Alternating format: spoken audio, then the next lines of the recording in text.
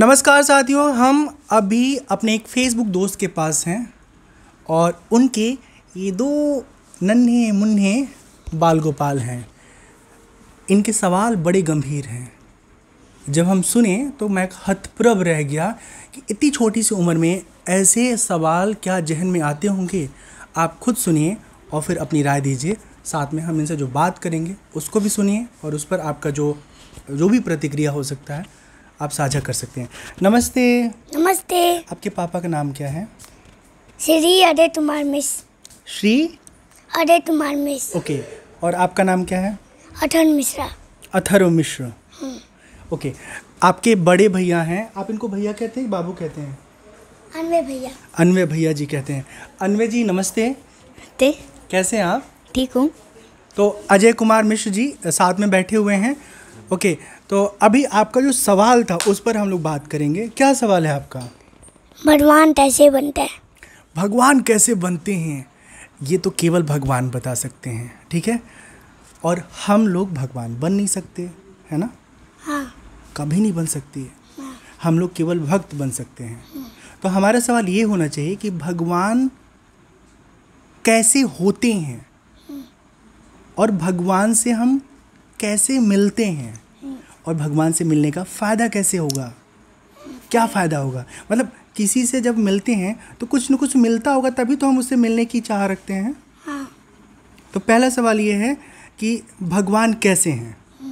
भगवान हम सब की रक्षा करते हैं, हम सब की ज़रूरतों को पूरा करते हैं, इस दुनिया को खूब सुंदर बनाए रखे हुए हैं ताकि हम अपनी ज़िंदगी को अच्छे से जी सकें, ठीक है?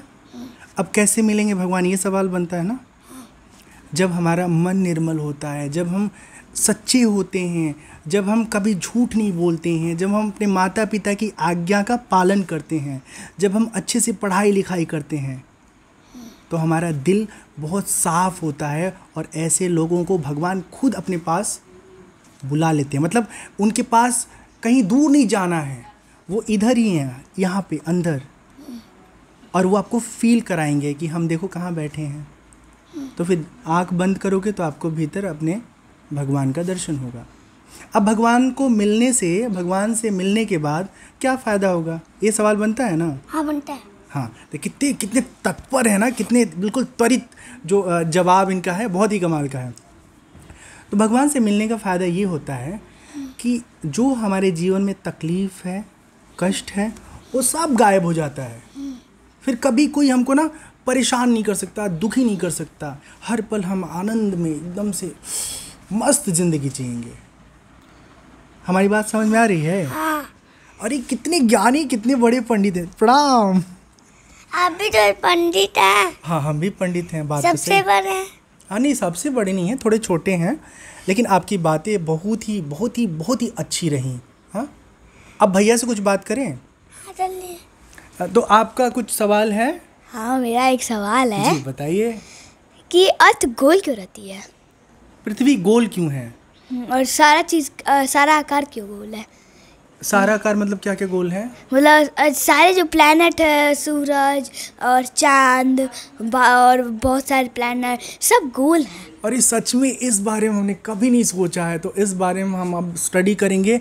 और आपके पास भी इस सवाल का उत्तर है तो लिख के बताइए, या फिर कहीं कोई वीडियो मिलता है तो उसको लिंक जो है हमारे इस वीडियो के नीचे लिखिए। और अब हम अथर्व के पापा के पास चलते हैं, ठीक है? तो आपके पापा कौन है? श्री अजय कुमार मिश्र। श्री अजय कुमार मिश्र जी। और आपसे हम जानना चाहेंगे कि इनके सवाल का उत्तर क्या आपके पास है थोड़ा बहुत? सर प्रणाम। नमस्ते। मेरे पास भी कोई उत्तर नहीं है। हाँ, तो कि पृथ्वी क्यों गोल है या प्लैनेट्स क्यों गोल हैं, राउंड हैं, इसका जवाब मेरे पास भी नहीं है। देखिए, एक उत्तर जो है, जो तर्क से परे है, वो ये है कि अब आम क्यों ऐसे है, केला क्यों वैसे है, पपीता क्यों ऐसे है, एप्पल क्यों ऐसे है, अंगूर क्यों ऐसे है, इस बारे में बहुत मुश्किल है पता कर पाना। लेकिन मेरे भैया मेरे को पता करवा देते हैं। कौन भैया? जल्दी से भैया को बुलाया जाए। शिशिर भैया कमिन, इसका कमिन बोलते हैं, कमान बोलते हैं, कमान बोलते हैं। ओके, तो शिशिर भैया ये छोटा सा टेबल लेके और यहाँ बैठिए। ओके, तो अब हमारे साथ जो है शिशिर जी हमें ज्वाइन कर रहे हैं और शिशिर जी बिल्कुल निसंकोच होकर के यहाँ बैठ जाइए। आपका स्वागत है। थोड़ा सा स्टूल और पीछे करिए, थोड़ा सा और कर सकते हैं तो कर लीजिए। ओके, आप जो है इधर आ जाइए। हाँ, ये हाँ ऐसे ऐसे। तो आपका सवाल जो था एक बार फिर से आप बोलिए और उस पर फिर बात करते हैं शिशिर भैया से। क्यों अर्थ गोल है और सारा प्लेनेट गोल है? हाँ, तो बताया था भैया एक बार, आपको फिर मैं थोड़ा भूल सा गया। हमें बताना पड़ेगा, समझाना पड़ेगा। अगर कोई इसका उत्तर आपके अपने चिंतन में, विचार में है तो पृथ्वी क्यों गोल है, सारे प्लैनेट्स क्यों गोल हैं, इसका क्या कारण है? और अपना परिचय भी दीजिएगा कि आप अभी वर्तमान समय में क्या स्टडी कर रहे हैं और क्या आगे करना चाहते हैं। अपना नाम से। मैं शिशिर मिश्रा बोल रहा हूँ। मैं ग्रेजुएशन कर रहा हूँ और आगे का मेरा प्लान रिसर्च में है। तो जैसे इसका क्वेश्चन है कि क्यों कोई भी चीज़ स्फेरिकल शेप होती है, तो अकॉर्डिंग टू द फिज़िक्स कि कोई भी शेप स्फेरिकल इसलिए होता है क्योंकि उस पर नेट टेंशन ज़ीरो होता है। Spherical shape is the best shape to be in because in that shape all the heavily bodies as well as the small bodies, they are in the equilibrium position. That is the reason that that particular substance, like if you watch even a small drop of water also, if you drop it, it will turn into a spherical shape because the net tension force is zero. It is in the equilibrium position. And the nature of fundamental particles is that in that particular thing, that particle should be in equilibrium position. That is the property. अब इसका हिंदी में आपको थोड़ा सा translate कर सकते हो, summary उसका थोड़ा सा। देखिए हिंदी टेक्निकल वर्ड्स इंग्लिश के थे जिसकी हिंदी अगर हम भी जानेंगे तो मेरे लिए अच्छा होगा, और जो लोग अंग्रेजी नहीं समझ पाते उनके लिए भी अच्छा होगा। देखिए कोई भी बॉडी होती है, चाहे वो एक एग्ज़ाम्पल लिया जाए, अगर पानी का भी आदमी एग्ज़ाम्पल ले ले, तो अगर आप पानी को भी ड्रॉप मग से गिराते हैं तो वो ट्राई करेगा स्फेरिकल शेप में होने के लिए। गोल गोल सा ना? हाँ, स्फेरिकल शेप। जैसे टुप से गिरता है तो जैसे गोल गोल सा होता है। गोल में और स्फीयर में अंतर ये है कि अगर आप जैसे गोल एक प्लेन में है, स्फीयर 3D हो जाता है। राइट। तो वो इसलिए होता है कि जो वो शेप है वो ऐसा शेप है जिस पे नेट फोर्स जीरो होता है। नेट फोर्स क्या होता है? नेट फोर्स मतलब फोर्स को बल कहा जाता है। गुरुत्वाकर्षण को नहीं, उसके खुद का जो फोर्स है उस पे लगने वाला वो ज़ीरो हो जाता है। अरे सच में बहुत मज़ा आ रहा है, सच में बहुत अच्छा लग रहा है, क्योंकि जब स्कूल में क्लास 10 तक तो सब विषय पढ़ाए जाते हैं ना, तो उस समय जब हम पढ़ रहे होते हैं ना, हमारी जो एज होती है, जो हमारी मानसिक अवस्था होती है, वहाँ पर हम एक मज़दूर की तरह पढ़ रहे होते हैं। मतलब पढ़ाया जा रहा है तो पढ़ लेना है, समझ में नहीं आता है, फिर पूछने की हिम्मत कई बार नहीं होती है ना। तो अभी जब मैं ये सब चीज़ सुन रहा हूँ तो लग रहा है कि बहुत बहुत अच्छा। और टीचर्स पे भी डिपेंड कर रहा है। हाँ, कैसे टीचर का कम्युनिकेशन स्किल कैसा है। हाँ, उनका रोल बहुत वैल्यूएबल होता है। तो मुझे लगता है हम लोगों के सवाल का उत्तर मिल गया। हाँ, इसके लिए शिशिर मिश्र को बहुत बहुत साधुवाद। और ये जो अभी जो वीडियो मैं आपके साथ शेयर कर रहा हूँ ना, अभी तक का मेरे एक्सपीरियंस का सबसे बेस्ट वीडियो है। और आगे भी हम ऐसी कोशिशें करेंगे कि बच्चा लोगों का जो सवाल होगा उस पर उनके हिसाब का जवाब होगा। बाकी हम भी अभी बहुत मैच्योर नहीं हैं, बच्चे कच्चे हैं, तो कुछ किताबों से पढ़ा, कुछ आचार्य से पढ़ा, और कुछ जो है अपने अनुभव से पढ़ा, और कुछ शिशिर जैसे और साथी जो मिलेंगे मुझे, उनसे हम सीखेंगे, पढ़ेंगे। साथ में मैं चाहूँगा कि अजय भैया हमारे बहुत अच्छे फेसबुक साथी हैं। हमारी मुलाकात फेसबुक से अभी रियल लाइफ में हुई है, पहली बार हम मिले। तो मैं चाहूँगा अजय भैया अगर कुछ आप अपना एक्सपीरियंस शेयर करना चाहते हैं तो उसे आप ज़रूर कहें, और कैमरे को देखिए। पूछ लीजिए बस ठीक है, कोई प्रश्न नहीं है। ओके, अच्छा आप लोग मेरा कोई वीडियो देखे हैं? यस। कौन सा कुछ याद है क्या उसमें अच्छा लगा, क्या नहीं अच्छा लगा, देख के सुन के कैसा लगा? अच्छा, आपके सवाल था ना डिजिटल बाबा नाम क्यों है आपका? छोटू ने अथर्व ने एक सवाल किया था कि बाबा जी आपको लोग डिजिटल बाबा क्यों कहते हैं, तो उसका सिंपल उत्तर ये है कि जो आज का वे ऑफ कम्युनिकेशन है, प्रचार प्रसार का जो तरीका है, जो मीडियम है, वो हम जो है इंटरनेट को अडॉप्ट किए हुए हैं और सारा जो वीडियो बनाना, एडिट करना, कंटेंट पे काम करना, इसमें कोई मुझे दूसरा साथी मदद नहीं करता, मैं सारा काम खुद करता हूँ। तो इसी वजह से मेरे इस स्किल के कारण लोग हमको डिजिटल बाबा कहते हैं। और साथ ही बताऊँ आपको, फेसबुक पर जो मुझे जानते हैं, अगर हेलो करते हैं, हाय करते हैं, क्वेश्चन करते हैं, तो हम उनको सुनते हैं, उनको पढ़ते हैं और उनको जवाब देते हैं, उनसे दोस्ती करते हैं और सीखने, सिखाने, पढ़ने, पढ़ाने का एक सिलसिला कायम करके रखते हैं। और खाली गुरुओं की तरह हम ज्ञान नहीं देते हैं। हाँ, जैसे हमको जो चीज़ नहीं मालूम था हमने ऑन कैमरा एक्सेप्ट किया, इस बारे में मेरा ज्ञान 0/भेली है मतलब 0/0 है। तो शिशिर से हमने कुछ सीखा, जाना, और मुझे लगता है आपको ये वीडियो बहुत अच्छा लगेगा। और यकीनन जी जी जी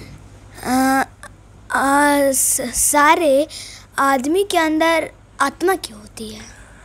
आदमी के अंदर आत्मा क्यों होती है, इतना आसान सवाल नहीं है। आत्मा जो है ये इसलिए होती है क्योंकि भगवान इसमें डाल करके हमको ना इनबिल्ट इस दुनिया में भेजते हैं, है ना, मतलब अंदर से वो फिट किया हुआ चीज़। मतलब हम और हमारी आत्मा दोनों अलग कभी नहीं हो सकते इन बॉडी। अगर हमारी आत्मा ये शरीर छोड़ दे तो ये शरीर का कोई मतलब नहीं रह जाएगा। तो जैसे आपने देखा होगा ना, कुछ ऐसे फ़ोन आते हैं जिसमें आप सिम निकाल के दूसरा नहीं डाल सकते, उसी में रहता है, इनबिल्ट रहता है। मतलब क्या बोलेंगे इसको, कैसे और समझाएंगे शिशिर? इनबिल्ट को और कैसे समझाएंगे इनकी भाषा में? मतलब उसी में रहता है, उसको निकाल दोगे तो बंद कर दिया खत्म हो जाएगा।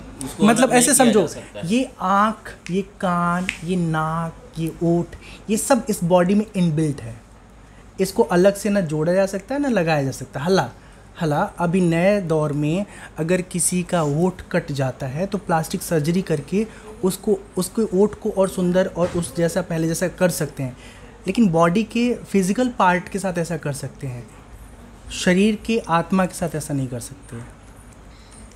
और अभी आप कहे थे ना कि शरीर आत्मा से अलग नहीं हो सकती है, कभी नहीं हो सकती। तो फिर जब हम लोग मर जाएंगे तो आत्मा फिर अलग हो जाएगी? नहीं, हम मरते ही नहीं हैं, कभी नहीं हम मरते हैं। ये बात बहुत अच्छा आपने पूछा, हम कभी नहीं मरते। बस ऐसे होता है जैसे ये कपड़ा। तो छोटे नाना जी कैसे मर गए? कौन? छोटे नाना जी। वो भी नहीं मरे ना, ऐसे कैसे? क्या ये कपड़ा देखिए, कपड़ा पहने हैं, 1 साल 2 साल 3 साल के बाद क्या होगा, ये फट जाएगा या पुराना हो जाएगा।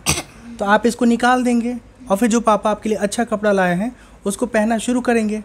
और फिर ये तो नहीं जिद करेंगे ना, नहीं मेरा पुराना कपड़ा लाओ, मुझे वही पहनना है। कोई नहीं पसंद करता ना पुराने कपड़े को। तो उसी तरह से ये जो सफ़र हमारा है, आप अभी कितने साल के हो गए? 7 साल के हो गए। फिर अगले साल आप 8 साल के हो जाएंगे, उसके बाद आप 9 साल के हो जाएंगे, फिर धीरे धीरे आप 40 साल के हो जाएंगे, 50 साल के हो जाएंगे। तो अब एक शर्ट जैसे एक समय के बाद फट जाता है, पुराना हो जाता है, कलर फेड हो जाता है, मज़ा नहीं आता पहनने में। वैसे ही इस शरीर में हम जब रह के सारी जर्नी पूरी कर लेते हैं, ओके, जो हमको चाहिए सब हमने गेन कर लिया और शरीर वीक हो चुका है, कमज़ोर हो गया है, टूट गया है, फूट गया है ना, मतलब आँखों से दिखना कम, कानों से सुनाई कम पड़ रहा है, सेंस ऑर्गन जो है वीक हो गया। तो फिर हम क्या करते हैं, इस शरीर को छोड़ देते हैं और फिर दूसरा शरीर हम अडॉप्ट कर लेते हैं। परिधान जैसे हम बदलते हैं वैसे ही आत्मा शरीर बदलती है, बदल लेता है, वस्त्र के रूप में आत्मा। अच्छा, दुनिया में क्या है, दुनिया में जब आत्मा शरीर से कनेक्ट होती है और इस दुनिया में आती है एक शरीर के साथ, तो उसको जन्म कहते हैं। और जब इस शरीर को छोड़ती है तो उसको लोग मृत्यु कहते हैं। लेकिन ऐसा नहीं है, सच ये है कि कभी आत्मा न मरती है न जन्म लेती है। हाँ, एक काम होता है कि अगर हमारे कर्म अच्छे रहेंगे तो अच्छे अच्छे कंडीशंस में हम रीबर्थ होते रहेंगे। हम रीबर्थ मतलब एक बार जन्म के बाद दोबारा जन्म, फिर तीसरी बार जन्म, बार बार जन्म। हाँ, और अगर बहुत अच्छे से खुद को जान लिए, अपने आत्मा को, अपने खुद के स्वरूप को, आप कौन हो, कैसे हो, मोक्ष तो की कभी जन्म नहीं लेना पड़ेगा, मोक्ष की प्राप्ति, मुक्ति हो जाएगी। मुक्ति मिल जाएगी। अब ये बहुत ही कठिन सवाल है। और एक सवाल है, जब हम लोग अपने बॉडी को छूते हैं, हाँ। स्किन को, तो फिर हमको फील होता है कि कोई हम लोग को छू रहा है। कोई नहीं छू रहा है, हमारा आत्मा कहता है बाबू मुन्ना सोना, ये तुम्हारा हाथ ना एक दूसरे हाथ के स्किन को छू रहा है। अब जैसे आप देखो बैठे हो और कभी कभी क्या होता है, पीछे से कोई आता है, कौन आ रहा है ये अपने को नहीं मालूम है, लेकिन फील हो जाता है कि कोई आ रहा है। मतलब इधर से भी आप सेंस करते हो ना, सेंसर होता है ना। जैसे आजकल मॉल में जाते हैं, जैसे ही जाएंगे दरवाजे के पास खट से खुल जाएगा, फिर बंद हो जाएगा, ऐसा देखा है दरवाज़ा, वो सेंस कर लेता है। वैसे हमारी पूरी बॉडी जो है, आँख भले सामने है, कान भले इधर है, लेकिन वो सेंस करती है और सेंस करके समझ जाती है कि कोई हमारे पीछे है, कोई हमको फॉलो कर रहा है, कोई हमें पीछा करते हुए हमारी आंखों को बंद कर रहा है। तो वो सारा कम्युनिकेशन है, ब्रेन, मन, आत्मा सब आपस में जुड़े हुए हैं, एक दूसरे को ना वो बताते हैं और फिर हम परसेप्शन फील करते हैं कि ये हो रहा है मेरे साथ, ऐसे हो रहा है मेरे साथ। और ब्रेन क्या होता है? ब्रेन बताओ आप क्या होता है? ब्रेन मतलब मेरे को पता है बुद्धि। बुद्धि बुद्धि बुद्धि क्या होता है पता है? बुद्धि दिमाग होता है। दिमाग क्या होता है आप बताते हैं क्या होता है? जब आपके पास दो ऑप्शन है और दोनों से आपको फ़ायदा दिख रहा है, लेकिन आपकी बुद्धि कहती है कि ये जो पहला ऑप्शन है ना, इसे अडॉप्ट करोगे, इसे पकड़ोगे तो इसका कोई साइड इफ़ेक्ट तुम्हारे लाइफ पर नहीं आएगा। और दूसरा ऑप्शन ऐसा होता है कि फ़ायदा तो वहाँ से भी हो रहा है, लेकिन वहाँ से साइड इफ़ेक्ट आएगा। जैसे पैसा सब कमाते हैं, शिक्षक भी पढ़ा करके स्कूल में सैलरी लेता है, और जो गुंडा मवाली किडनैपर होते हैं, माफिया होते हैं, समझ रहे हैं ना, वो लोग भी दूसरे को मार करके या दूसरे को ठग करके या दूसरे को धमका करके पैसा कमाते हैं। ओके, तो जो शिक्षक होता है वो थोड़ा कम पैसा कमा रहा है, लेकिन कभी उसको जेल नहीं होगा, कभी उसको सरकार पुलिस फॉलो नहीं करेगी, क्रिमिनल नहीं बोलेगी। लेकिन जो गलत तरीके से पैसा कमाएंगे, फिर उनके साथ क्या होगा, वो खूब ढेर सारा पैसा इकट्ठा कर लेंगे। फिर एक दिन ऐसा आएगा जब उनके अंदर वीकनेस आएगा, जब उनकी कमज़ोरियाँ पकड़ी जाएंगी, जब सबूत मिल जाएगा, तो फिर सरकार उनको उठा करके, पुलिस उनको उठा के जेल में डाल देगी, फिर फांसी के फंदे पर लटका देगी। फिर पूरी ज़िंदगी होगी तो, लेकिन जी नहीं सकती, उनको मार दिया जाएगा, है ना। तो बुद्धि क्या करती है, बुद्धि हमेशा आपको सही रास्ते पर चलने के लिए समझाती रहती है। लेकिन उसी में हमारा मन जो होता है ना, हमारा मन नहीं नहीं थोड़ा और खा लेते हैं, थोड़ा एक चॉकलेट और खा लेते हैं, ओके दांत सड़ जाएगा मत खाओ, नहीं नहीं एक बार खा लेते हैं ना, एक बार से क्या होता है। ऐसे मन जो है हमको अपनी तरफ से खींचता है, और बुद्धि कहती नहीं नहीं नहीं इतना नहीं करना है, बहुत हो गया। हाँ, जैसे बुद्धि कहती बेटा पढ़ लो, नहीं तो मैडम क्लास में पूछेंगी, मुन्ना बाबू सोनू वर्क किया होमवर्क, तो फिर आप नहीं मैम तबीयत नहीं ठीक था, ये नहीं था, वो नहीं था, ऐसे नहीं, वैसे बहाना मारे। और बुद्धि कहती है अगर तुम कर लोगे तो फिर कोई प्रॉब्लम नहीं है, मैम बोलेंगे काम हुआ, हाँ मैम हुआ, देख लीजिए प्रॉब्लम सॉल्व। मुझे लगता है आज के लिए इतना ही रखते हैं ना, बहुत सवाल हो गया मम्मी। क्वेश्चन मार्क बच्चा लोग, फिर मिलेंगे और फिर ढेर सारा बात करेंगे। शिशिर आपको कुछ सवाल तो नहीं करना है ना? नहीं नहीं ठीक है, ओके। मैं तो और सवाल पूछिए, क्वेश्चन मार्क पूछिए, कहाँ सवाल है? इधर आके पूछो।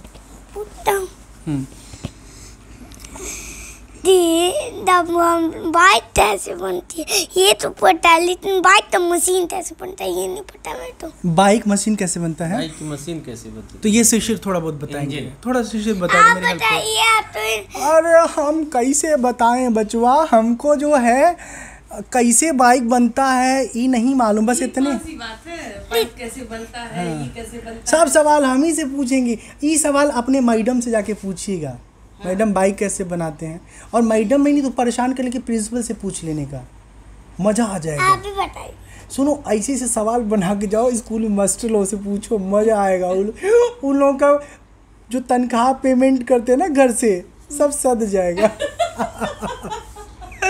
ओके बाय बाय, नमस्ते, बहुत अच्छा लगा। और इस वक्त हम ये सारी बातचीत गोरखपुर में शूट कर रहे हैं। गोरखपुर में एक लोकेशन है, मैं जानना चाहूँगा किस जगह हम लोग बैठे हैं? ड्राइंग रूम में। अरे मेरी जान, लोकेशन मतलब लैंडमार्क। अच्छा भैया से पूछते हैं। हाँ जी, भजुराम चौराहा, ओबा टोला, मोहनापुर, और गोरखपुर। गोरखपुर। धन्यवाद, साधुवाद, नमस्कार।